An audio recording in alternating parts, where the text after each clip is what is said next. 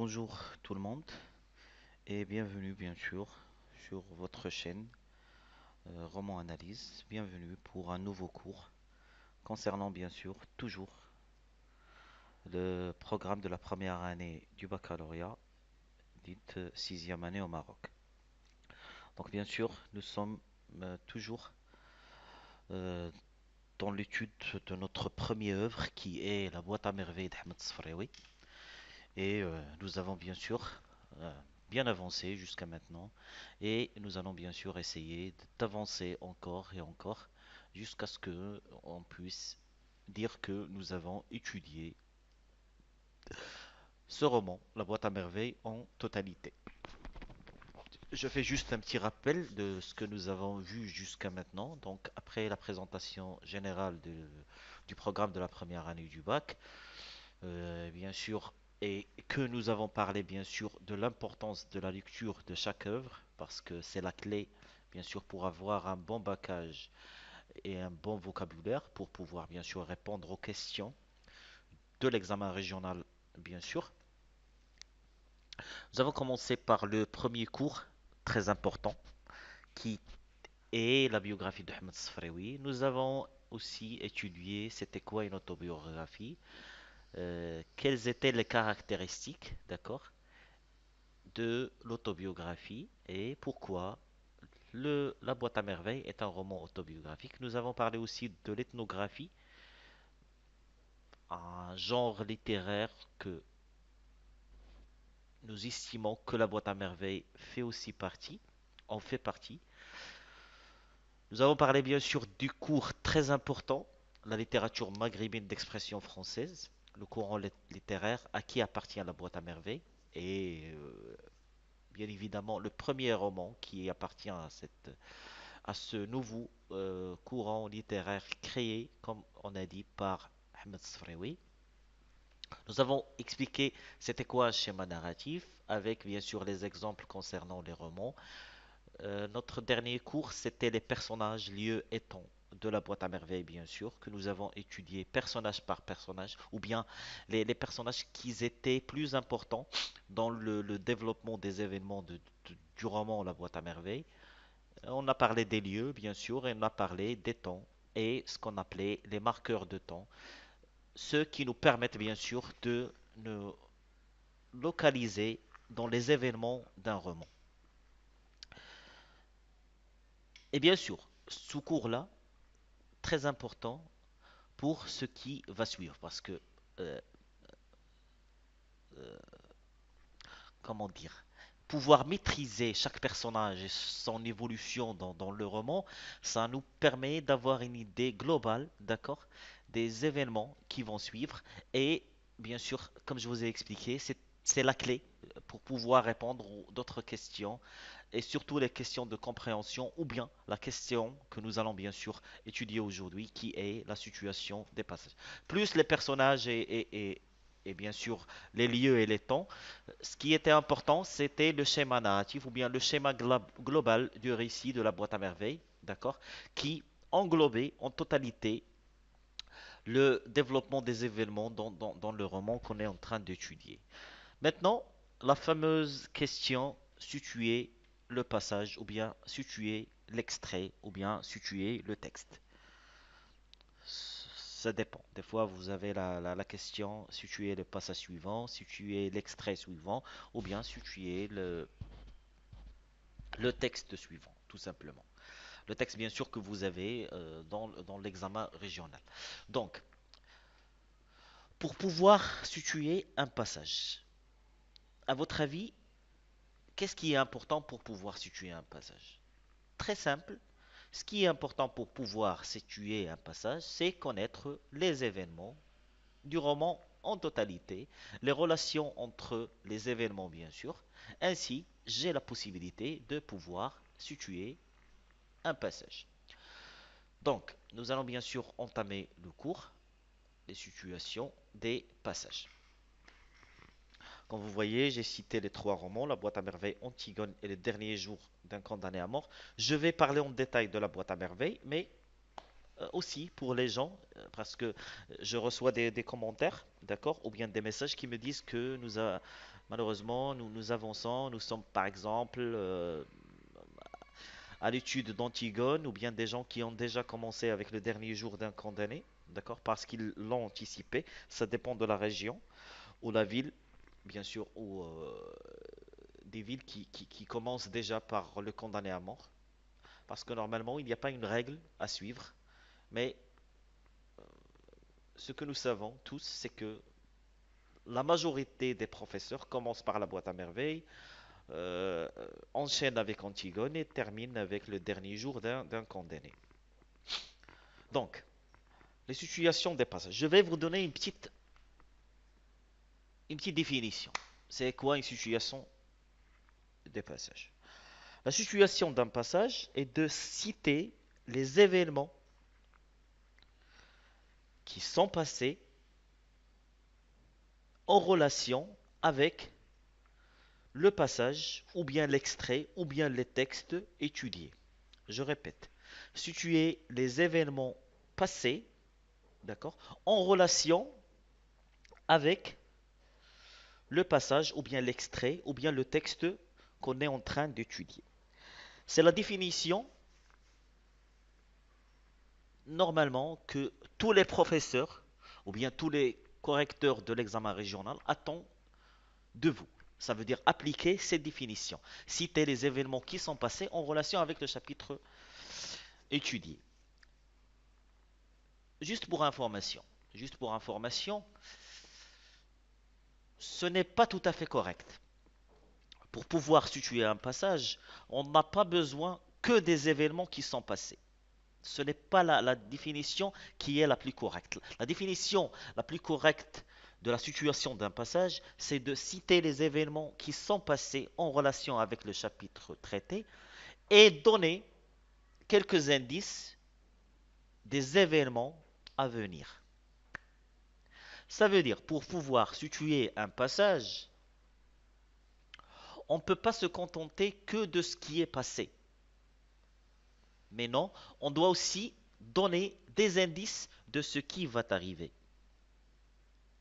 Et c'est normal, je vous explique pourquoi. Parce que situer un passage, c'est le définir, d'accord? C'est de donner ses limites. Et vous savez très bien qu'on ne peut pas limiter la chose que d'une seule partie, d'accord? On doit la limiter dans les deux sens, que ce soit par rapport au passé ou que ce soit par rapport au futur. C'est la définition la plus exacte et normalement c'est la réponse la plus correcte. Mais euh, les correcteurs, je ne sais pas pour quelle raison, ils acceptent le fait que si vous situez le passage que par rapport aux événements passés, ils acceptent la réponse et la considèrent comme correcte. D'accord? Donc, pour être plus clair, s'il vous plaît, à tous les élèves qui sont en train de m'écouter maintenant, s'il vous plaît, comme j'avais cité pour la boîte à merveilles en parlant de son genre, on a dit que la boîte à merveilles était une autobiographique. Mais je vous ai expliqué que la boîte à merveilles était plus qu'une autobiographie, était aussi un roman ethnographique. Mais je vous ai dit quand même que contentez-vous de la réponse, d'accord, qui vous donnera bien sûr le point dont vous avez besoin sans que vous ayez à vous soucier de la compréhension du correcteur. Ça veut dire, des fois, on a plusieurs informations, mais on doit se contenter ou bien de se limiter à ce qui est demandé ou bien à ce que la majorité des correcteurs attendent de nous. D'accord? Quand ils vont vous demander quel est le genre de la boîte à merveilles, au lieu de répondre et de dire voilà, la boîte à merveilles est un roman autobiographique, mais elle est aussi ethnographique parce que, alors qu'une autre personne juste à côté de vous va dire la boîte à merveilles est un roman autobiographique, point final, et sa réponse sera correcte et aussi elle aura son point. D'accord? Vous, en- en- si vous partez dans cette explication et vous commencez à expliquer c'est quoi l'ethnographie et pourquoi la boîte à merveilles est considérée aussi comme un roman ethnographique, il y a le risque de la perte du temps. Il y a le risque que le correcteur se limite à la réponse, d'accord? La réponse exemplaire qu'il a devant les yeux, ou bien que en s'aventurant dans une longue explication, vous perdez votre temps déjà d'accord? Parce que le temps est limité. Vous avez 1 heure et demie, 2 heures pour répondre aux questions, donc il ne faut pas gâcher son temps. D'accord? Il faut être précis, correct, et surtout, il faut être objectif. Objectif, ça veut dire aller directement au point. D'accord?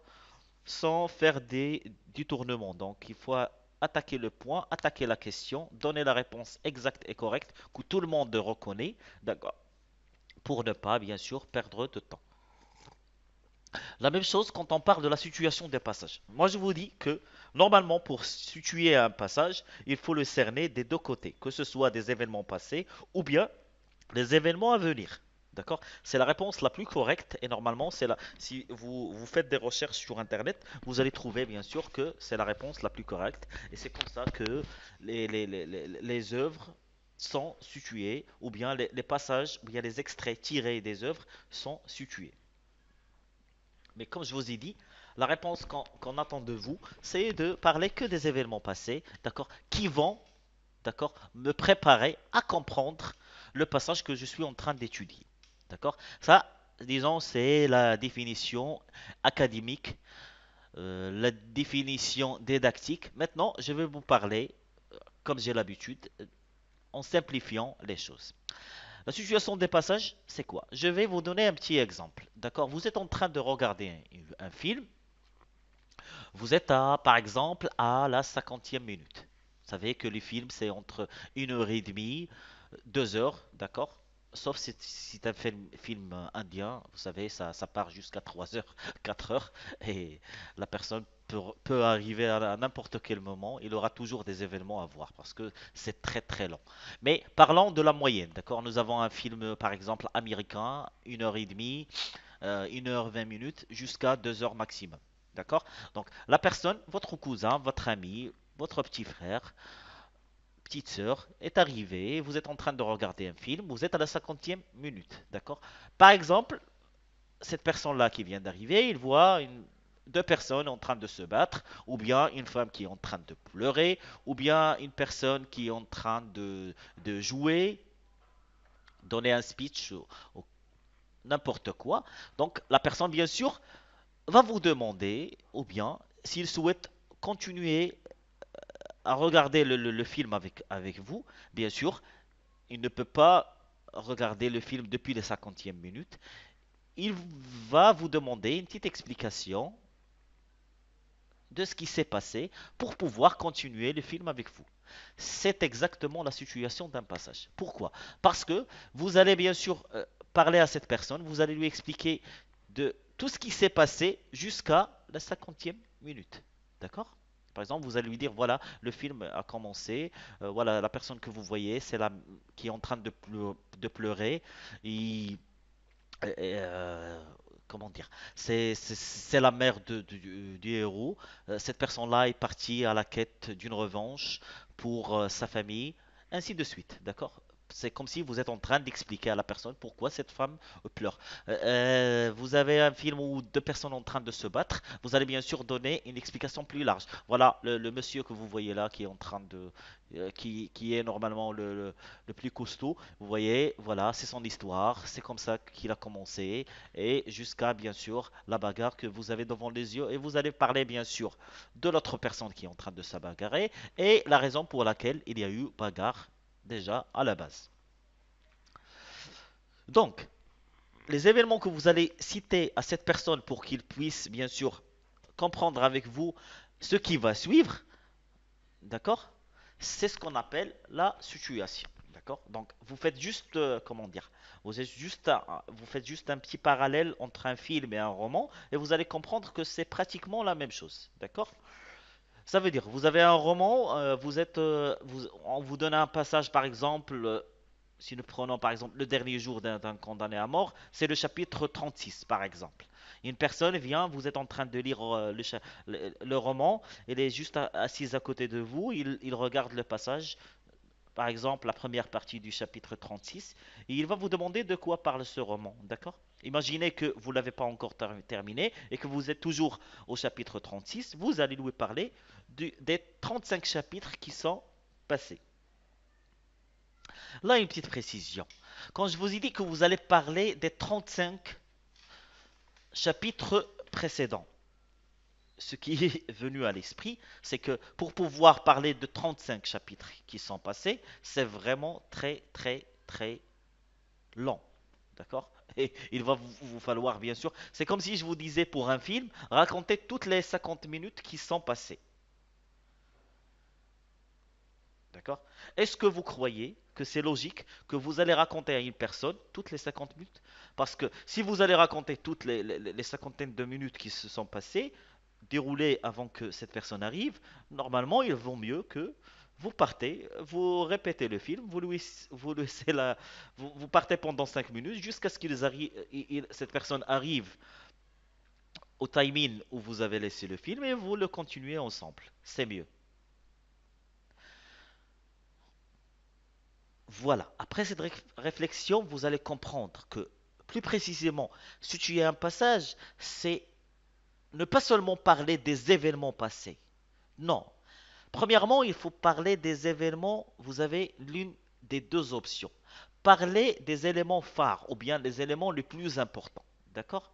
Si nous prenons toujours l'exemple, j'ai parlé de l'exemple dernier jour d'un condamné, je vais prendre un exemple d'Antigone. Par exemple, avant que Créon ordonne à Antigone de monter dans sa chambre et de réfléchir à ce qu'il fait, d'accord?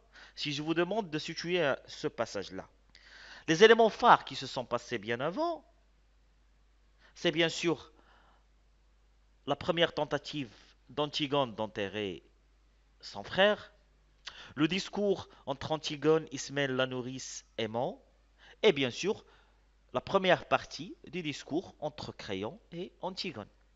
Si vous parlez de ces éléments-là d'une façon très brève et très précise, votre réponse, bien sûr, est correcte. Vous avez le deuxième choix, d'accord, qui montre que vous avez mieux compris, d'accord, parce que je vais revenir, par exemple, à l'exemple du film. Il y a une personne qui maîtrise très bien les événements d'un film, d'accord?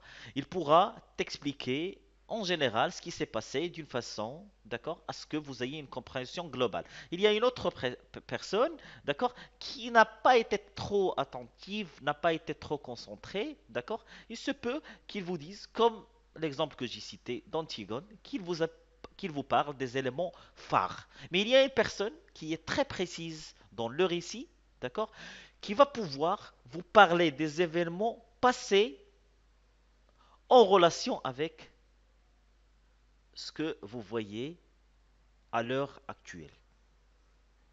Et c'est la plus correcte des situations. Parce qu'il faut savoir une chose, si tu es une partie dans un film, ce n'est pas la même chose que si tu es un roman. Pourquoi? Parce que la personne qui va situer un roman, on dit précédemment, ou bien on pense, d'accord, ou bien on constate déjà que cette personne, pour pouvoir situer un passage dans un roman, doit déjà avoir lu tout le roman. Mais le film, ce n'est pas très important, d'accord? C'est pour ça, dans le film, on peut ne parler que des actions précédentes. Et c'est la raison pour laquelle que je vous ai dit que normalement la définition de la situation des passages la plus correcte est celle que je vais dire à l'instant.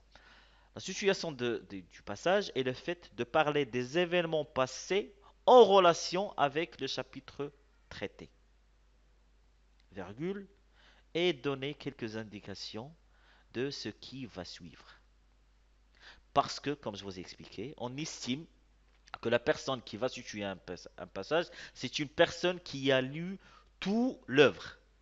Et ce n'est pas, comme l'exemple que j'ai donné d'un film, que cette personne est en train de regarder le film, alors à l'heure bien sûr où vous avez posé la question.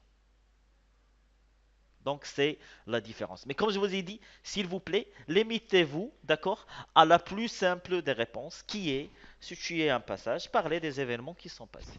Mais comme je dis et je le redis, pour les personnes qui souhaitent qui vise la perfection, qui vise à avoir une réponse très correcte, d'accord? Qui vise déjà, il faut savoir une chose. Ce n'est pas quand on comprend un roman, quand on comprend la question, quand on comprend ce qui est demandé, ce n'est pas seulement pour mieux répondre à une question. C'est des fois pour mieux répondre même aux questions qui vont suivre. Parce que la situation des passages, c'est une question qui fait partie de la compréhension du texte, d'accord?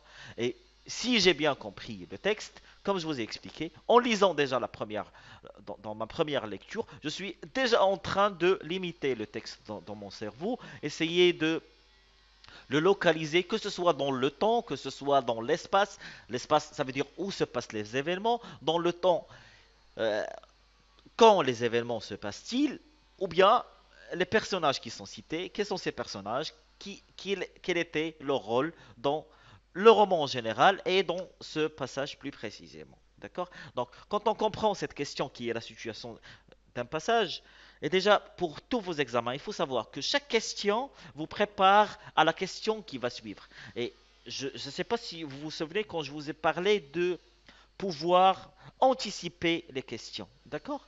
Quand j'ai la situation des passages, ce soit anticiper des autres questions de la compréhension. Et les questions de la compréhension, ce sont des questions très simples qui varient entre 6 à 8 points. D'accord? Alors, il ne faut pas les rater. D'accord? Ce sont des questions simples. Si j'ai bien compris, j'ai la possibilité de bien répondre. D'accord? C'est la raison pour laquelle je suis en train d'expliquer, de répéter la situation des passages parce que j'aimerais bien que vous compreniez le sens exact de c'est quoi situer un passage, d'accord? C'est quoi exactement? Ce n'est pas seulement parler des événements parce que je vous ai donné l'exemple. Imaginez si vous êtes en train de parler de tous les événements précédents. Ou bien, imaginez si vous êtes en train de parler de tous les événements en négligeant le fait qu'il y a des événements qui sont très importants pour ce que vous êtes en train d'étudier. La personne sera, imaginez que, s'il vous plaît, pour mieux répondre aux questions de régional, s'il vous plaît, ne vous comportez pas avec le correcteur comme une personne qui connaît le roman, d'accord, qui comprend ce que vous êtes en train de dire, c'est vous donner seulement des indices, il va comprendre. Non, c'est une fausse manœuvre. Ne le faites jamais, quel que soit l'examen. D'accord? Il faut toujours bien expliquer au correcteur. C'est une forme de communication. C'est comme si vous êtes en train de communiquer avec une personne que vous ne voyez pas seulement par l'écrit. D'accord? Ça veut dire, le correcteur, vous l'imaginez devant vous et vous êtes en train de lui situer le passage que vous avez devant les yeux. Ça veut dire que il faut que vous soyez exact. Il doit bien sûr qu'il soit un professeur de français, qu'il soit une personne qui n'a jamais lu un roman, qu'il soit une personne qui lit beaucoup mais qui n'a jamais lu la boîte à merveilles, c'est la même chose. Donc comportez-vous avec cette personne de la même façon. Ne vous comportez pas comme si c'était votre professeur à la classe, que vous connaissez déjà, qui vous connaît, qui reconnaît votre écriture ou bien votre style d'écriture. Ce n'est pas le cas. C'est une personne inconnue que vous ne connaissez pas, d'accord, que vous n'aurez même jamais l'occasion de la reconnaître. Elle aussi ne vous reconnaît pas. Elle est devant une feuille, d'accord. Il ne connaît même pas la personne. C'est juste une fille. Si c'est un garçon, si c'est un doublon, c'est un bac libre. Non, il ne reconnaît pas ça, d'accord. Alors essayez d'expliquer à cette personne ce que vous avez dans la tête, d'accord, ce que vous avez compris. Donc, je répète, la situation d'un passage est de parler des événements passés en relation avec le chapitre traité et donner quelques indices de ce qui va suivre. C'est la plus correcte des réponses. Comme je vous ai expliqué, pour vous, d'accord, il y a des romans où normalement les événements sont très très très lents, d'accord, il y a trop d'événements et les actions presque se répètent, d'accord, parce que quand on a une même personne, d'accord, pendant une vingtaine de chapitres dans une même cellule, d'accord, on est en train de comment dire, on est en train d'étudier des pensées, les pensées d'une personne, d'accord? Et les pensées, c'est un va-et-vient entre le futur, entre ce qui s'est passé, d'accord? Par contre, Si nous voyons Antigone et la chronologie des événements, vous voyez que c'est simple, d'accord? Les événements se suivent d'une façon très simple. Antigone essaie d'enterrer son frère. Antigone est en train de parler à sa nourrice. Elle est en train de parler à sa sœur. Après, c'est la nourrice. Après, c'est sa sœur. Après, c'est son fiancé. Après, c'est Créon. Une autre fois, son fiancé. Créon parle avec son fils. Après, il parle avec son page. Antigone. Vous voyez, les événements sont très simples. Même chose pour la boîte à merveilles. Euh, Ce qui fait la simplicité de cette œuvre-là, c'est que les événements, ils partent dans un ordre qui est bien défini, d'accord? On n'a pas trop de problématiques, on n'a pas trop de va-et-vient. Ça veut dire, normalement, la plus un peu compliquée des situations, ce sont ceux concernant le dernier jour d'un condamné à mort, parce que l'espace est déjà localisé. C'est trois espaces. Nous avons Bicêtre, la conciergerie, l'hôtel de la ville, la place de l'exécution. D'accord? Quatre espaces. Donc, c'est vraiment très localisé. Mais ce qui varie trop dans cette œuvre-là, c'est les temps, c'est le va-et-vient dans les pensées du condamné. Les moments où Victor Hugo va prendre la parole, ce n'est plus le condamné à mort qui parle, mais c'est Victor Hugo personnellement qui prend la parole. Ce sont vraiment des, il faut vraiment bien assimiler les chapitres, d'accord? Nous allons pas anticiper les choses, d'accord? Bien, viendrait le jour, bien sûr, où nous allons, bien sûr, étudier les situations. Le dernier jour d'un condamné à mort, nous allons étudier les situations de passage. Dernier jour d'un condamné à mort, et nous allons faire en sorte de localiser, d'accord? Et mieux cerner et mieux borner, d'accord? Les événements, que ce soit dans l'espace ou dans le temps. D'accord? Maintenant, nous avons l'exemple de la boîte à merveilles. Comme je vous ai dit, nous avons la possibilité de situer le passage et normalement les événements se suivent dans un ordre vraiment très simple. Donc, il n'y aura pas trop de problèmes. Il suffit juste de maîtriser ce que j'ai expliqué auparavant, le schéma narratif. Regardez la vidéo une deuxième et une troisième fois. Regardez aussi, je vais mettre un lien, d'accord, pour la vidéo du schéma narratif et bien sûr la vidéo des personnages temps-espace. Il suffit juste de revoir ces deux vidéos-là et puis revenir revoir la situation des passages et vous allez bien évidemment constater que c'est assez simple concernant la boîte à merveilles. Ce sera la même chose pour Antigone. Comme j'ai dit, pour le dernier jour d'un condamné, ce sera un peu compliqué, mais nous allons bien sûr, Inch'Allah, faire de, no- faire de notre mieux pour pouvoir, bien sûr,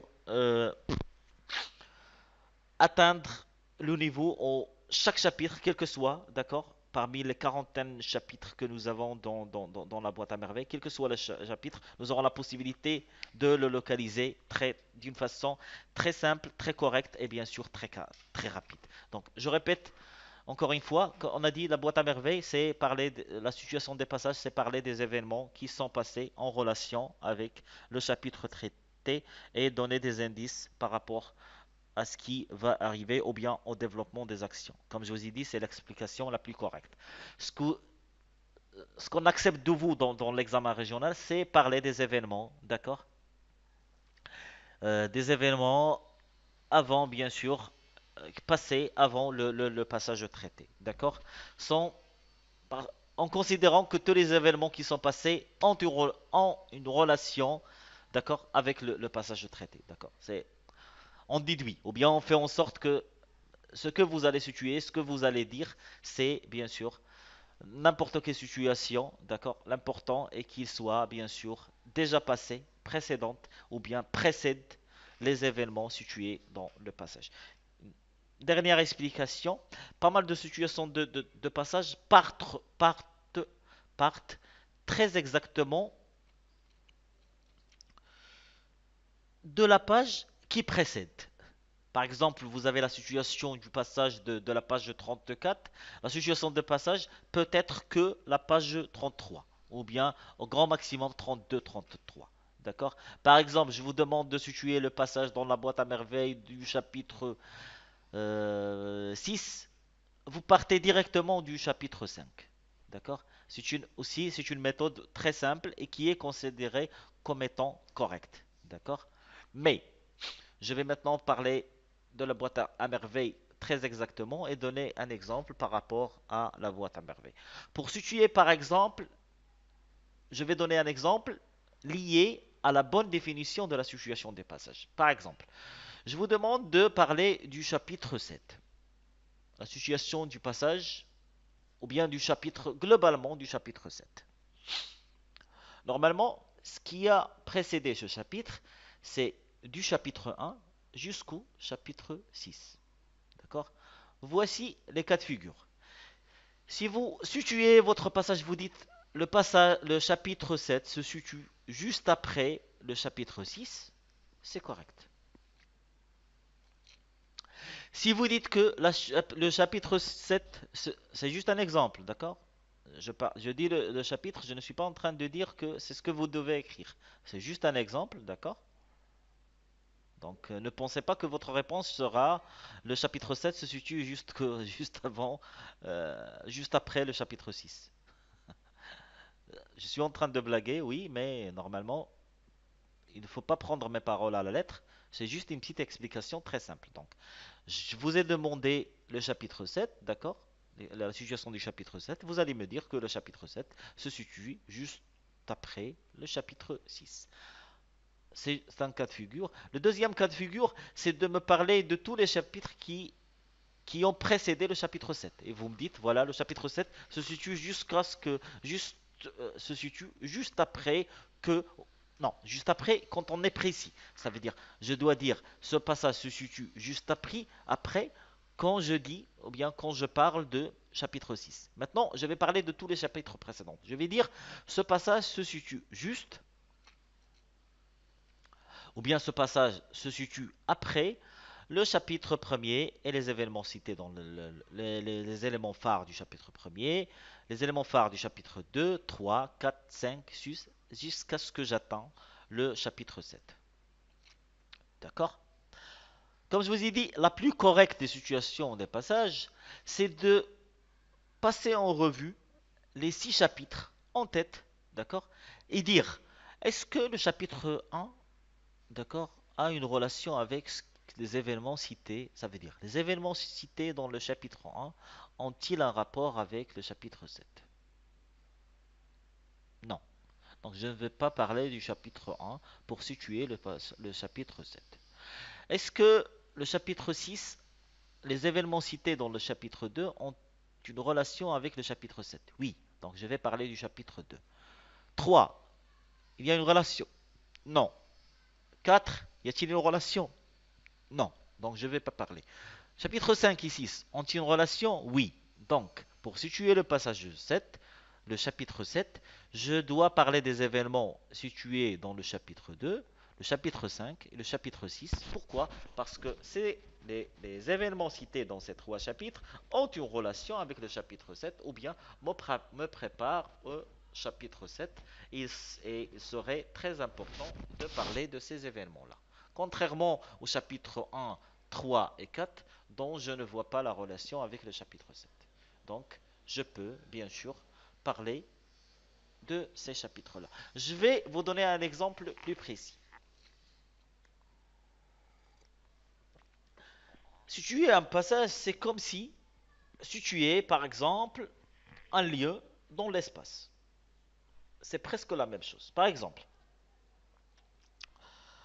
il y a une personne, moi je suis Drava, d'accord? Donc il y a une personne de Tanger ou bien de l'Aïoun, d'accord? Cette personne-là, je souhaite lui montrer, par exemple, la tour Hassan.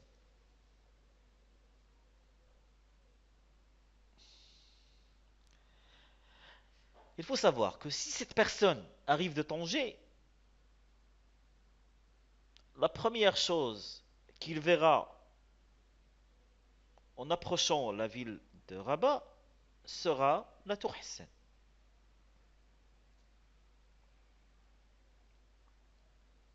Donc je pourrais lui dire directement, vous arrivez de Tanger, vous allez suivre les panneaux jusqu'à ce que vous voyez la ville de Rabat. Normalement, c'est si on voit le chemin que vous avez suivi, normalement, l'autoroute de Tanger-Rabat, votre premier contact sera, bien sûr, vous allez voir, la tour Hassan. Parce que c'est, par rapport à la localisation géographique de Rabat, c'est normalement la tour Hassan. C'est ce qui va, bien sûr, si vous arrivez de Tanger, ville après ville, et vous arrivez par exemple à Salé, vous avez devant vous la tour Hassan. C'est très simple. Mais si cette personne habite par exemple Salé, est-ce que je serai dans l'obligation de lui parler de Kenitra ou de Tanger? Il habite Salé, d'accord? Donc dès qu'il va être sur le pont Hassan II, il verra la tour Hassan. Donc pas la peine que je lui parle de ce qu'il va voir. Mais ça dépend de cette personne où il habite exactement à Salé. Mais puisqu'il habite à Salé, il connaît déjà Salé. Donc le fait d'arriver jusqu'au pont Hassan II ne sera pas difficile pour elle. Et dès qu'il sera bien sûr au pont Hassan II, il verra devant elle euh, la, euh, la tour Hassan. Cette même personne, si on souhaite bien sûr l'amener jusqu'à, je dirais, Megamall à Rabat. Et vous savez que Megamall c'est à l'autre bout de Rabat, d'accord? Il ne reste plus rien pour être dans les régions de Zmour, Zaïr, Bni Mellal. Si vous connaissez bien sûr la région de Rabat, vous allez savoir que Megamall vraiment se situe à l'autre bout de Rabat. D'accord? Donc, la personne qui va arriver de Salé, d'accord? On va lui dire, on va lui parler, bien sûr, si vous savez que Megamall se trouve sur la route Mohamed Sedis, le grand avenue Mohamed Sedis. Donc, on doit parler que des endroits que cette personne-là pourra voir dans l'avenue Mohamed Sedis. D'accord? On ne va pas lui parler de Sharia Abdullah ou bien de Sharia Mohamed Al-Khamis. On ne va pas parler de ça. Parce que normalement, cette personne-là ne sera pas intéressée par ces lieux-là.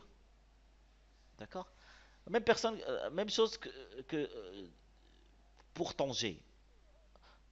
Une personne qui vient de Tanger, on sera dans l'obligation de lui parler de toutes les villes qu'il va rencontrer avant d'arriver à Rabat. D'accord? Qui sont sur le chemin de Rabat jusqu'à ce qu'il arrive à Rabat. Et bien sûr, jusqu'à ce qu'il trouve la tour Hassan. Ou bien, si elle aussi souhaite venir par exemple à Omega Mall ou bien à la forêt Elton. Si vous faites juste, ou bien je sais qu'il y a beaucoup de gens qui me suivent depuis plusieurs villes du Maroc. Donc, prenez votre ville, d'accord, que ce soit Rabat, Casa, Fès, Agadir, Marrakech, Tétouan, Ouarzazate, et je m'excuse pour les villes que j'ai pas citées, mais pour toutes les villes du Maroc, d'accord, prenez la carte devant vous et essayez, d'accord, de vous dire à vous-même, voilà, je vais essayer de localiser ou bien de situer ma maison par rapport à ma ville, d'accord, et par rapport au Maroc, d'accord. Et vous allez constater que ça diffère, d'accord. Situer la ville de Rabat pour une personne qui habite Salé ou bien Casablanca, ce n'est pas la même chose que situer la ville de Rabat pour une personne qui habite Tanger ou Lyon. Ce n'est pas la même chose euh, pour une personne qui habite en Algérie, d'accord. Ce n'est pas la même chose pour une personne qui viendrait de l'Espagne. Ce n'est pas du tout la même chose pour une personne qui viendrait des États-Unis. Vous voyez, c'est vraiment, ça diffère. Ça veut dire que je dois être très précis et ne citer que ce qui va aider la personne. Aussi un autre exemple pour être très simple. Quand vous êtes dans votre maison et que vous avez un invité, cet invité-là demande par exemple euh, par exemple, où se trouve votre cuisine. D'accord? Il a envie de se servir lui-même, apporter une bouteille d'eau froide, d'accord, pour boire, d'accord. Il est dans le salon, d'accord. Ça dépend de votre habitation. Si vous habitez un appartement, ce n'est pas la même chose que habiter une maison, d'accord, à 2 étages. Ce n'est pas la même chose d'habiter habiter une villa. Ce n'est pas la même chose d'habiter la maison de vos grands-parents, d'accord, avec vos oncles ou bien votre tante, avec et bien sûr leur vie privée. Vous n'allez pas vous aventurer à faire la situation de votre cuisine de la même manière pour l'appartement, pour la villa, pour la maison à 2 étages ou bien pour n'importe quelle maison que vous habitez. Ça veut dire que déjà, cette personne-là ne connaît pas votre maison. Déjà, même si vous êtes dans un appartement, vous n'allez pas lui dire que à votre à gauche, vous allez trouver notre bain. Votre droite, vous allez trouver la salle à coucher, la salle à manger, là où nous mettons la TV, là où nous mettons bien sûr les provisions alimentaires. Non, vous n'allez pas parler de tout ça, mais vous allez lui parler de ce qui est important. Va voilà, c'est au bout du couloir, à gauche, vous allez trouver la cuisine. Vous êtes très simple, d'accord? Ça veut dire, vous lui parlez que des éléments qui vont lui aider à retrouver la cuisine. C'est la même chose quand on parle de la situation des passages. J'ai un passage qui se situe dans le chapitre 7, d'accord? Qui est dans le chapitre 7. En parlant de tous les chapitres, ou bien je dois être précis et très bref par rapport aux 6 chapitres qui ont précédé le chapitre 7, ou bien je parle des événements qui sont en relation avec le chapitre 7, ou bien je me limite, et ce que je vous conseille le plus, est de vous limiter au chapitre qui est juste avant le chapitre étudié. D'accord? Maintenant, un exemple concret. Je vous donne par exemple le chapitre ou bien l'extrait, ou par exemple qui se trouve dans le chapitre 8, qui est par rapport à la perte de capital de Si'ab dans le souk du Haïk. Comment vous allez situer ce passage? Parce que le lecteur doit comprendre. Si une personne perd son capital, cela engendre quoi? Quelle est l'importance de ce passage dans le roman en général? Moi, je dirais, pour situer ce passage, je vais dire, comme je vous ai dit, la phrase se répète. Ce passage se situe juste après, ou bien ce passage se situe après. Quand je dis juste après, ça veut dire que je dois être très précis. Quand je dis seulement ce passage se situe après, ça veut dire que je peux être, bien sûr, je peux parler, je ne peux pas être trop précis, mais je peux parler des éléments phares. Ce petit mot fait la différence. Juste après, ce n'est pas la même chose que juste que après. Quand on dit juste après, ça veut dire qu'on est très précis. Après, d'accord, ça peut engendrer plusieurs explications, ou bien plusieurs citations, plusieurs événements qui peuvent venir avant cette, bien sûr, juste et juste après.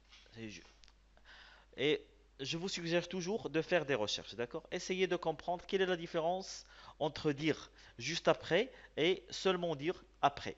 D'accord? Vous allez comprendre que quand on dit juste après, je dois être très très précis. Quand je dis ce passage se situe après, il se peut que je cite des éléments, d'accord, qui ne se trouvent pas très exactement avant le passage traité. D'accord? Donc, je répète. Je vais parler, comme je vous ai dit, de la perte du capital du souk, le capital de Siam dans le souk du Haïk. Donc, ce passage se situe juste après que Siam a acheté les bijoux qu'on va appeler les bijoux de malheur, acheté les bijoux à sa femme. Parce que ces deux événements, vraiment, vraiment, se suivent. Je peux aussi dire, ce passage se situe après que Slam a acheté les bijoux à sa femme et qu'il a bien sûr euh, qu'il a été mis à rude épreuve dans ce souk-là. Parce que comme vous savez, si vous avez lu le roman, vous allez trouver que Slam a été très très très mal à l'aise avec le bijoutier parce que normalement il a été mis à rude épreuve dans ce souk-là, pour être plus précis. Et bien sûr, pour être encore plus précis, il faut savoir que le chapitre 8, on peut l'appeler aussi les bijoux de malheur, parce que comme je vous ai dit, c'est là où bien sûr Siam Slam a acheté les bijoux, et c'est juste après que bien sûr elle a perdu son capital. N'oubliez pas que le chapitre 7 c'est le chapitre de la fête de Ashura. Ça veut dire, je peux dire que euh, après la fête de Ashura, la vie retrouva bien sûr son calme. Après la fête de Ashura, la vie retrouva son quotidien et son calme. Et c'est là que Siem Slam a décidé d'acheter des bijoux à sa femme. D'accord? Donc, il a acheté ces bijoux-là, mais par malheur, il a perdu son capital dans le souk du Haïk.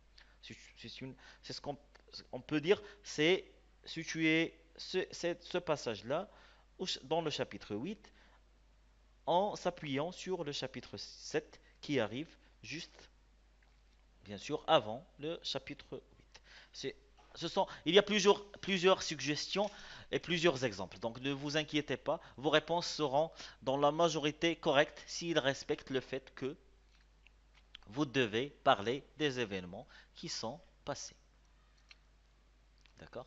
Que ce soit ces événements qui soient en relation avec le chapitre traité ou non, il faut juste être intelligent dans sa réponse et essayer de mieux, bien sûr, être toujours plus précis. Et la meilleure des précisions que vous pouvez faire, c'est si vous souhaitez situer le chapitre 8, par exemple, dans le chapitre 8, d'accord, situez-le par rapport au chapitre 7. Vous voulez situer le chapitre 7, situez-le par rapport au chapitre 6. Ainsi de suite jusqu'à ce que vous ayez la compréhension. Ça veut dire, faites des exercices, essayez de prendre au hasard un passage et essayez de le situer. Au fur et à mesure que vous allez essayer de situer ces passages-là, vous allez comprendre c'est quoi très exactement la situation d'un passage. Je répète toujours que quand je parle de la situation du chapitre 8, c'est juste un exemple, parce que ce qui est demandé, c'est toujours une partie bien précise dans le chapitre 8. Ce qui afin que vous compreniez mieux l'explication, il se peut que je, je situe le passage dont on est en train de parler, la perte du capital, on peut être plus précis et la situer elle-même dans le chapitre 8. Parce que dans le chapitre 8, ce n'est pas l'élément ou bien l'événement par lequel commence le chapitre. D'accord? Le chapitre commence après, bien sûr, il y a une visite au sanctuaire, il y a les progrès que Ahmed Sfraoui a fait, d'accord? Et son père qui était gonflé d'orgueil, d'accord? Parce que normalement, il était trop fier de son fils, parce que le maître, bien sûr, a dit, bien sûr, à Sieb que son enfant était un génie, qu'il faisait des miracles au calcul et qu'il avait une très bonne mémoire. Donc le père était gonflé d'orgueil. C'est après que Lala Zoubida aura les objets qu'il désirait tant, mais la visite de ou bien l'achat de ces bijoux-là, ou bien la visite du souk en général, se terminera dans un drame. C'est là, bien sûr, où Slam perd son capital. Ça veut dire que normalement le fait de perdre le capital se situe vraiment dans euh, disons, les derniers événements cités dans le chapitre 8. D'accord? C'est juste pour être plus précis, s'il vous plaît. Je répète une deuxième fois afin que vous compreniez mieux. S'il vous plaît. Les exemples que je viens de citer, je parle bien sûr très généralement des 12 chapitres de la boîte à merveilles, ou bien les chapitres des derniers jours condamnés à mort, ou bien les scènes d'Antigone. Mais il faut être, s'il vous plaît, il faut être précis. D'accord? Pour situer un passage, il faut être précis. Si vous n'avez pas une bonne maîtrise de tous les événements, d'accord? Essayez de parler que des événements qui sont passés. Il y a des gens qui vont me dire vraiment c'est très difficile parce que si je dois parler par exemple des bijoux de malheur dans le chapitre 8, c'est comme si je dois apprendre le roman, savoir que les bijoux de malheur se sont perdus après que le capital de Slem est perdu après que ce dernier a acheté les bijoux de malheur et après que son enfant a été félicité pour sa bonne mémoire et ses calculs à l'école et que son père était gonflé d'orgueil. Ces événements, tous, après que la fête de Ashura s'est terminée. Bien avant, il y avait une visite à un sanctuaire. L'enfant était malade. Après la visite du sanctuaire, il se portait bien.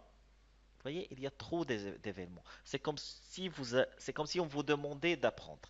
Et c'est là, comme je vous ai expliqué auparavant, l'importance de comprendre le schéma narratif, parce que le schéma narratif va vous permettre d'avoir une carte générale, d'accord? Je répète l'exemple. Si vous voulez, par exemple, situer votre maison dans la ville où vous habitez, il faut déjà avoir la carte du Maroc. Pas la prendre par cœur, mais savoir, bien sûr, que Rabat est la capitale, que Rabat se trouve à peu près au milieu du Maroc, d'accord? Que Tanja était au bout, au nord, que l'Ayoun était au sud, d'accord? Que Salah est à côté de Rabat, que après Salah on trouve Kenetra, de l'autre côté, après Rabat on trouve la ville de Temara, Srerat, on trouve Bosneqa, Mohammedia, Casablanca, ainsi de suite. Je dois avoir une idée générale de ce qui se passe. C'est la même chose pour la boîte à merveilles. On ne va pas vous demander d'apprendre par cœur, mais le schéma narratif va vous permettre de savoir comment les événements se développent. D'accord? La situation initiale où se passe. L'élément perturbateur qui est pour la boîte à merveilles au chapitre 8 se trouve dans telle et telle situation. Le chapitre 9 et 10 constituent, les chapitres 9, 10 et 11 sont ce qu'on appelle les péripéties. D'accord? Ce qui est arrivé après l'élément perturbateur. Le chapitre 12, c'est là où on trouve le dénouement et la situation finale. D'accord? Je dois avoir ça en tête. D'accord? Parce que les éléments phares, ils sont très clairs. En commençant par la visite de Darshouafa, après nous avons la perte de Zineb, on a quelques fêtes par rapport les fêtes de famille, les fêtes entre femmes. Il y a la fête de Ashura. Après la fête de Ashura, nous avons la perte du capital, le voyage du père pour assurer le quotidien de sa famille, les événements après que le CF Slam parte, le retour de CF Slam et la fin que nous avons que Ahmed Sfraoui retourne auprès de sa boîte. D'accord? Ces événements, je dois les avoir. Il ne faut pas les apprendre, mais il faut comprendre c'est quoi un schéma narratif, faire le parallèle entre le schéma narratif, les éléments du schéma narratif et la boîte à merveilles, et avoir la carte, disons, comme métaphore, avoir la carte de la boîte à merveilles dans la tête. D'accord? Après, chaque chapitre, nous avons les événements phares. D'accord? Nous avons les événements très importants qu'on peut citer. Il y a des événements qu'on peut bien sûr nier. Par exemple, si je ne parle pas de la bagarre euh, de la mère de C.F. Slam avec sa voisine dans le bain mort, ou bien la bagarre concernant les vêtements qui étaient sur le toit. Si je ne parle pas de ça, ce n'est pas très important. Si je ne parle pas de Gnawa ou bien le repas des mendiants aveugles, d'accord? Ce n'est pas très important pour le chapitre 8. Pourquoi? Parce que pour le chapitre 8, ce qui est important de savoir, c'est que Slam est le père de famille, d'accord? Slam habite avec sa femme et son enfant et que, après la perte du capital, ce dernier serait dans l'obligation de partir assurer le quotidien de sa famille loin de cette dernière. D'accord? Ça veut dire que je dois avoir les événements clés, les événements phares dans la tête, d'accord? Sans me soucier,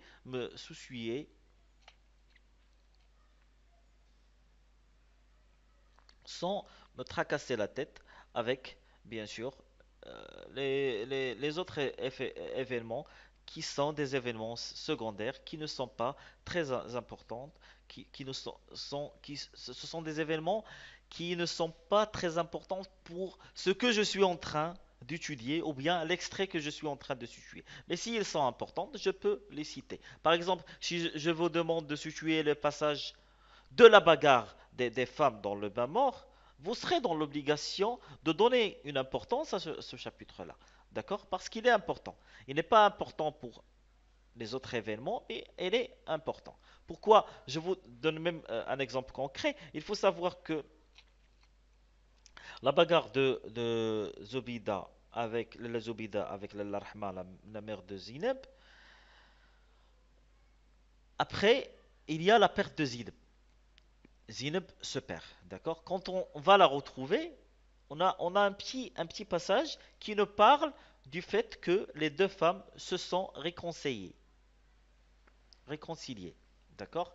Réconciliées, ça veut dire que les femmes, après leur bagarre, ne se sont plus parlé, d'accord? Et que après la perte de la fille Zineb, ces deux femmes, d'accord, ont retrouvé la paix, se sont réconciliées entre eux, d'accord? Et la vie est redevenue normale dans la maison de Darshouev. D'accord?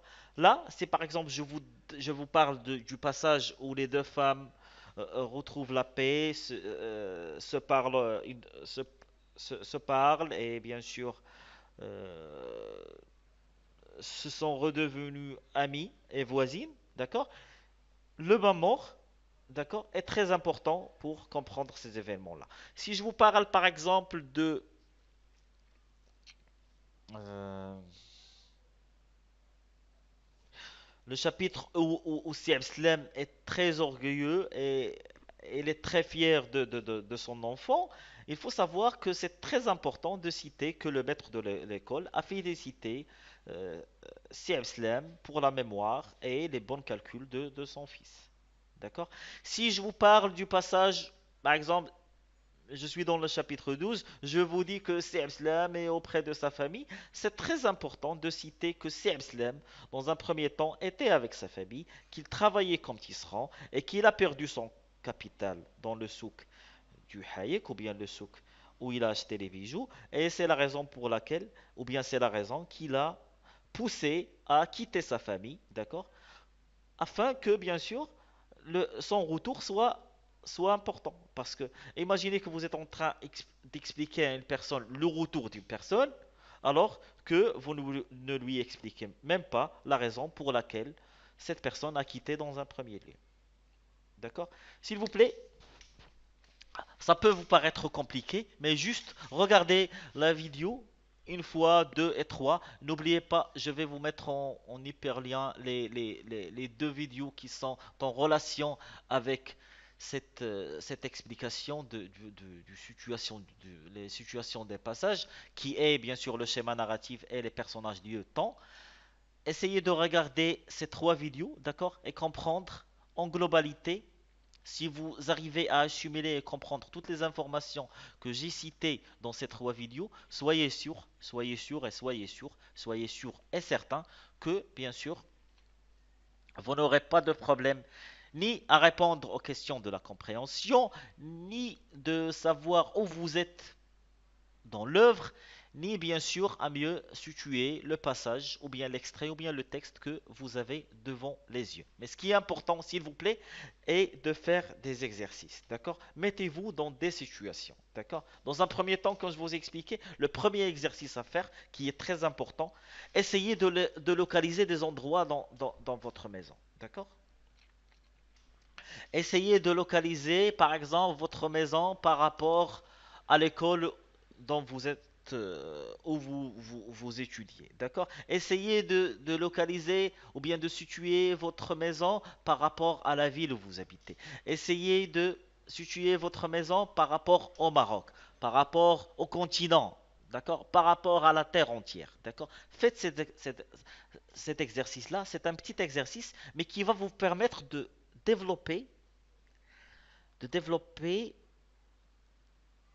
une bonne façon de penser à la situation des passages. D'accord? Parce que ça va vous permettre de savoir et de vous dire à vous-même, quand je suis en train de situer un passage, la personne qui est devant moi, je vais la considérer comme une personne qui n'a jamais lu le roman. Ça veut dire, je dois lui donner des événements qui sont précises, qui vont l'aider à comprendre ce qu'il a devant les yeux.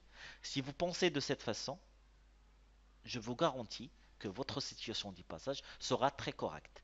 Et que si vous pensez de cette façon, même les questions de compréhension, vous allez savoir quoi répondre et comment répondre. D'accord? Parce que c'est comme si vous aviez le roman devant les yeux. C'est comme si on a ouvert le roman et que vous avez commencé la lecture jusqu'à ce que vous atteignez le passage ou bien l'extrait que vous avez devant les yeux. D'accord? Parce que si vous pensez de cette manière-là, ça veut dire que vous avez maîtrisé la situation des passages. Je suis en train de situer le passage pour une personne qui n'a jamais lu le roman. Ça veut dire que cette personne-là doit avoir tout dont il a besoin pour comprendre ce qu'il a devant les yeux.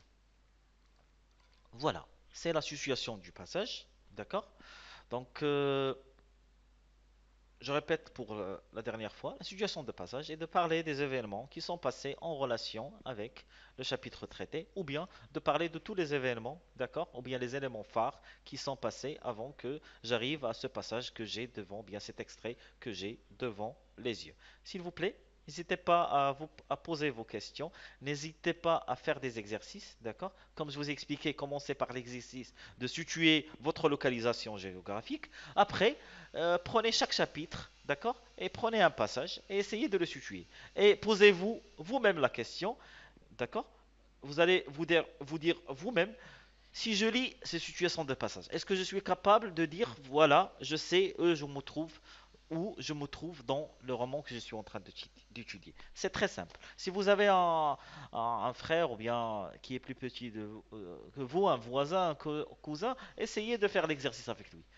Voilà, lui, vous allez lui dire, voilà, lis ce passage-là, je vais te faire une situation. D'accord? Et après, posez-lui la question. D'accord? Normalement, sa réponse doit être correcte. Ça veut dire, il doit vous dire, voilà, après l'extrait que j'ai lu et la situation que vous m'avez faite, je comprends par exemple que Ahmed Slam a perdu son capital après qu'il a acheté les bijoux et qu'il a été déjà auparavant gonflé d'orgueil parce que son fils faisait des merveilles à l'école.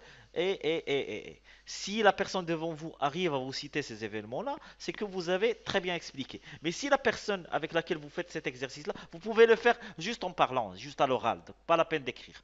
Écrire, c'est juste afin que vous ayez l'habitude d'écrire vos réponses. Mais vous pouvez le faire en parlant. Parce que si la personne devant vous se trouve perdu, d'accord? Si la personne devant vous vous dit, voilà, avec la situation que tu m'as dit et que l'extrait que j'ai devant les yeux, je ne comprends pas pourquoi cet événement-là, ou bien je ne comprends pas cette phrase, ou bien pourquoi c'est Islam était gonflé d'orgueil, ou bien pourquoi c'est Islam avait un problème alors qu'il vient d'acheter un cadeau à sa femme.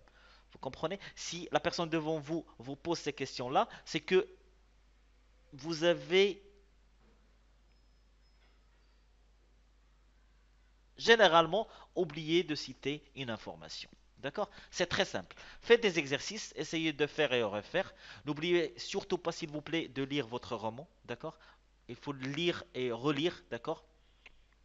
Afin que tout ce que je suis en train de vous expliquer soit collé dans votre tête et que la situation de passage ou bien les explications que je donne commencent à devenir une façon de penser que bien sûr vous allez élaborer, que vous allez pouvoir développer au fur et à mesure que vous êtes en train de regarder les vidéos sur la chaîne Roman Analyse. S'il vous plaît, n'hésitez pas à poser vos questions dans les commentaires, n'hésitez pas à poser vos questions, que ce soit dans le groupe Facebook ou bien le groupe WhatsApp.